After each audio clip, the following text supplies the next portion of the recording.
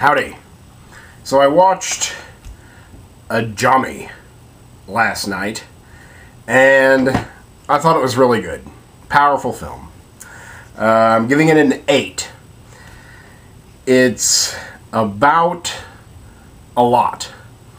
In a nutshell, one family wrongs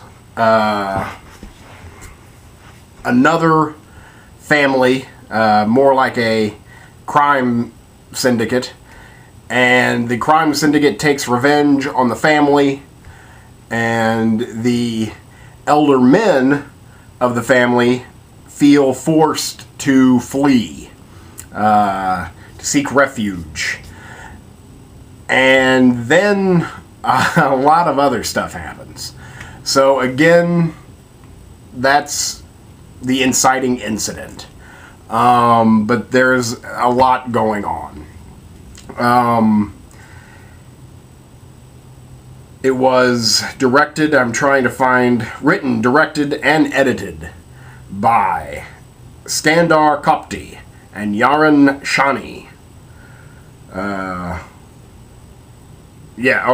By Skandar Kopti and Yaron Shani.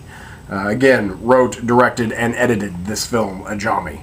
The reason I wanted to see it, outside that I've heard very good things, you probably can't find a negative review of it. It's the only Best Picture nominee for foreign film at the Academy Awards last year that I had not seen yet.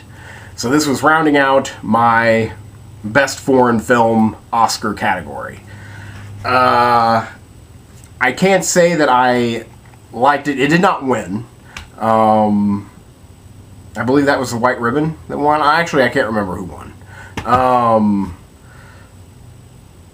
What did win?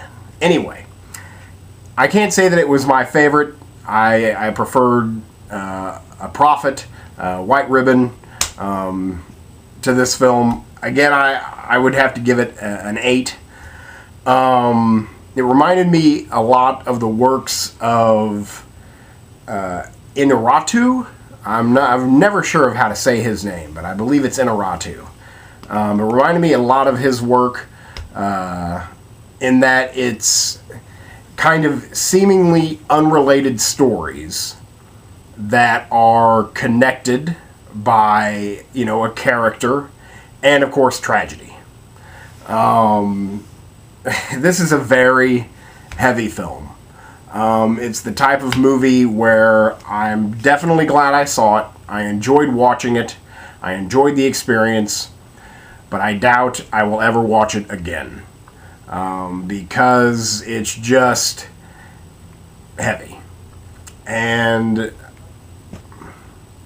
it's still good, but just heavy. Again, a worthy 8. I think the real standout of this film, it is a very good looking film. It's well shot. It's Israeli. I can't say that I know of any other Israeli films, so I'm not too versed in the Israeli film scene.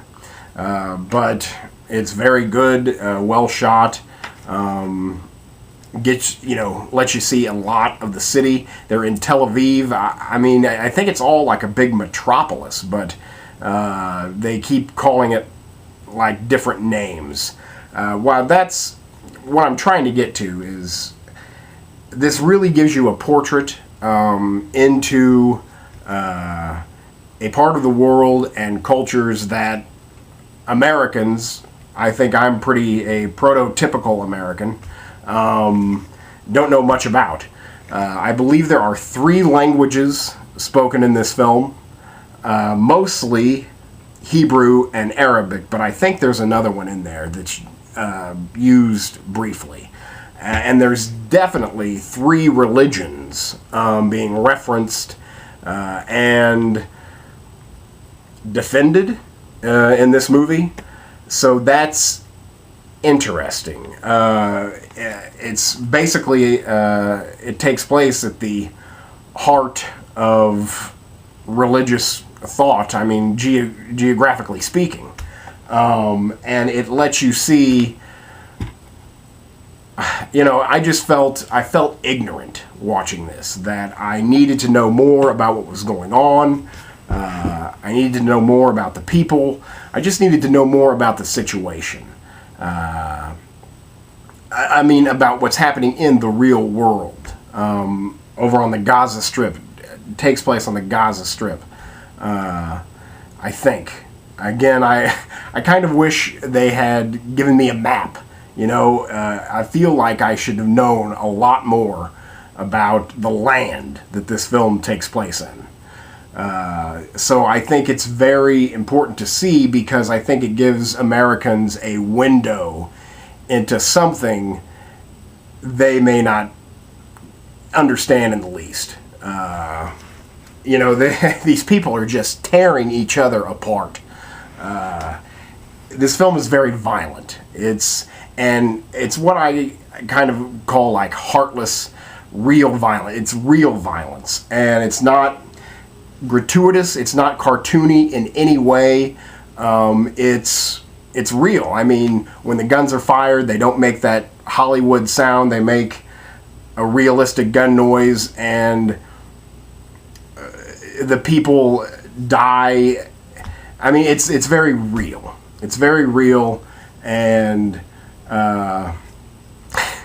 honestly, well, the only other film I thought of, I thought of two films while watching this, and one is 21 Grams, because even though I like this film a lot more than 21 Grams, it reminded me a lot of it due to the seemingly unconnected stories being connected through tragedy. And I thought of Schindler's List. So those are the two films that I thought of while watching this. So that gives you a little idea. But I think its real importance is just for the uninformed. Just to, again, it's a window into a situation and a way of life and into a culture of different people all mashed together. And it...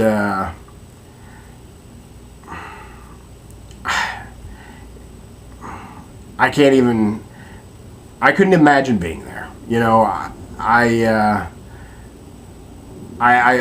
this movie made me feel ignorant, and that I felt that I have lived a life of privilege, and it just made me feel bad. But again, so I didn't love it, but I thought it was a very well-made film. Well-made film. And I would definitely recommend you see it the once. Or, you know, if you know a lot about the situation in Tel Aviv right now, then maybe you don't need to watch it. But it was a great movie. It was a great movie. I feel like I'm rambling. Don't know what else much to say. But that's Ajami. It's a solid 8. Check it out. Thanks.